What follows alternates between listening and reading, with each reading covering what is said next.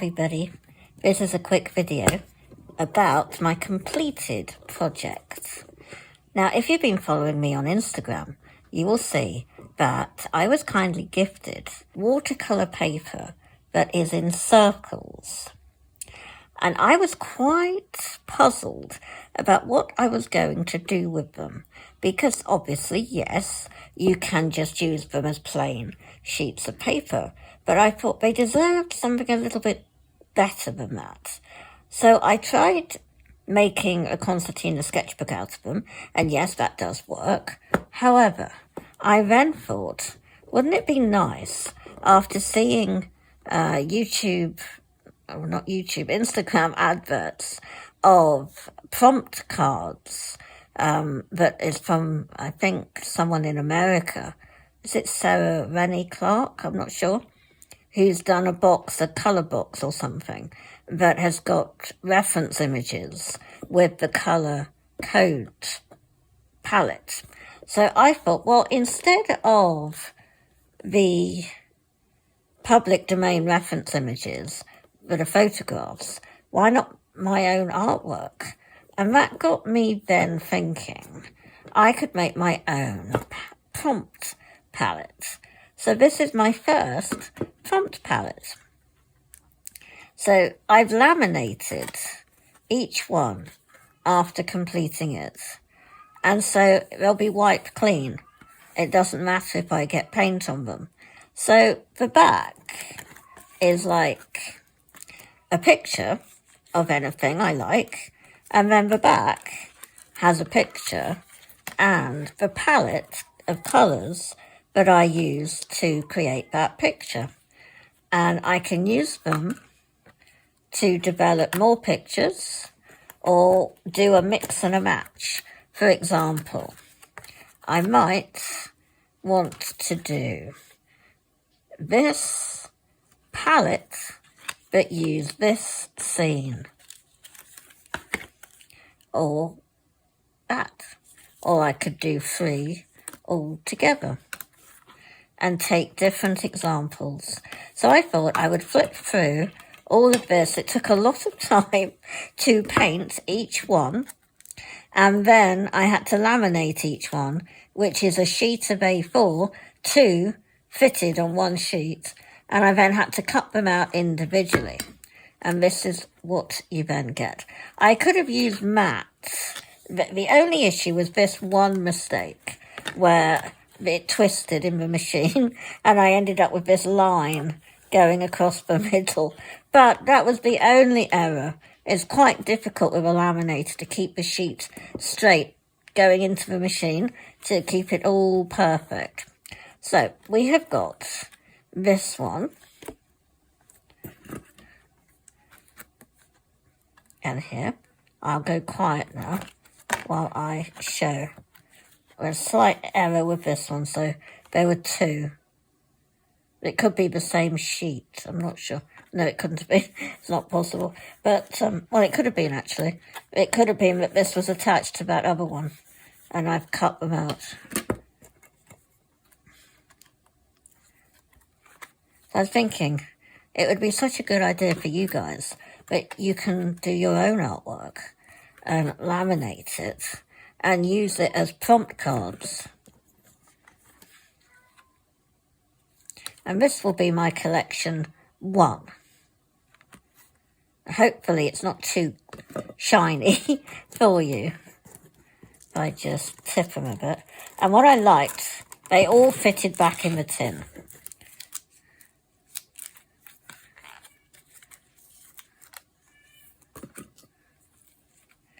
Got the fish fingers, mashed potato and beans, carrots, a windmill,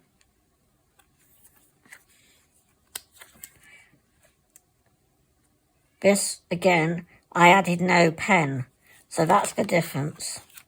Quite a lot of them have all been outlined in pen, but the odd one will be different.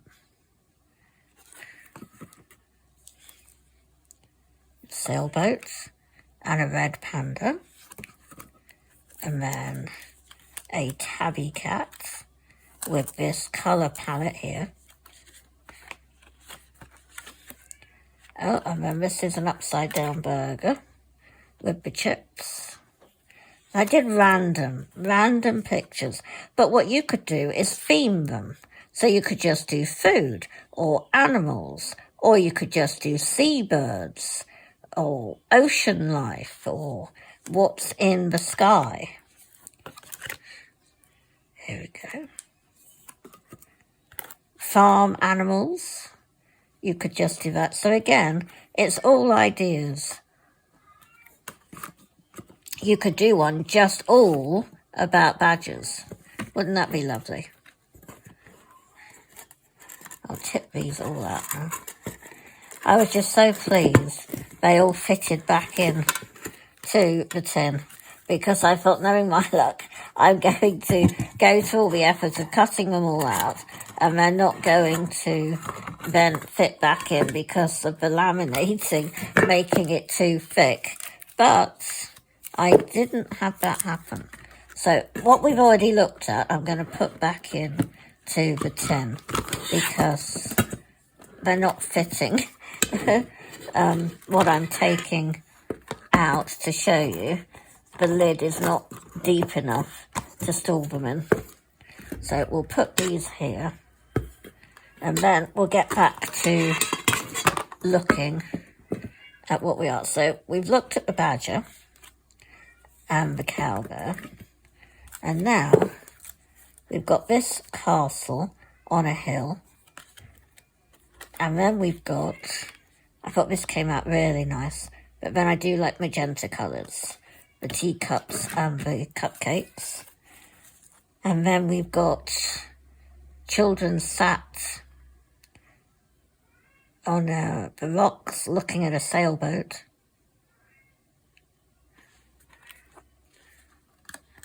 And then we have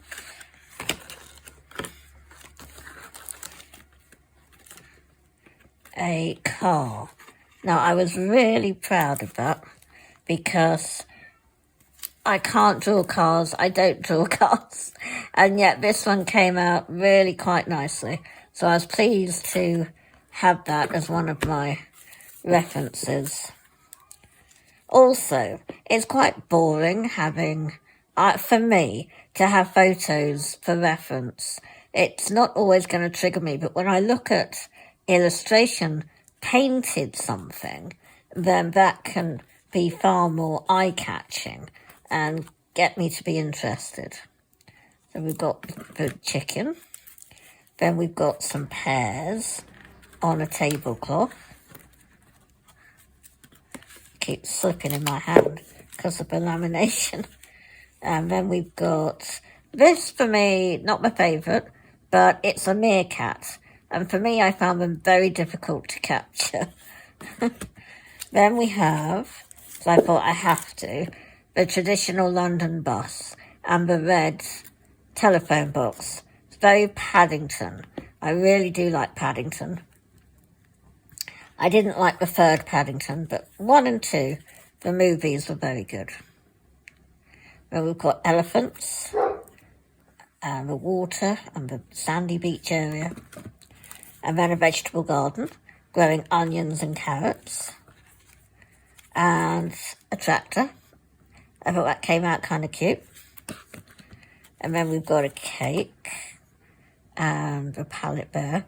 Used a bit extra colours for that. And a sleeping fox and a hedgehog. And then we have a seagull. And a robin. Bit of a bad angle robin, that one. But it gives me an idea. That's the whole point. Then we've got 3 different types of penguins. The African, the Emperor, and the Gentoo. And the Gentoo are the ones from the film Mr. Popper's Penguins, starring Jim Carrey. And I really do find that film funny. Very good film. He apparently, in his back garden, created an ice rink to practice with all the training of the penguins before doing that film, apparently. It's quite crazy. So then we've got this cupcake, and then we've got a curlew bird. I was pleased how this came out. And then my starring favourite one is the pizza, and I managed to get the effect of a slice missing. And then we have a pigeon. And I'll start putting these back. Then we have a tree on a desert island with the ocean around it. And a giraffe in the desert with a tree. And last of all, a harvest mouse close-up on a leaf. And beach huts. So thank you ever so much for watching, everybody. I hope it's inspired you to have a go at making your own prompt card tin using the Hahnemūhle round watercolour paper. Thank you, Sarah, it's for sending the practical gift. And it's stored in a tin.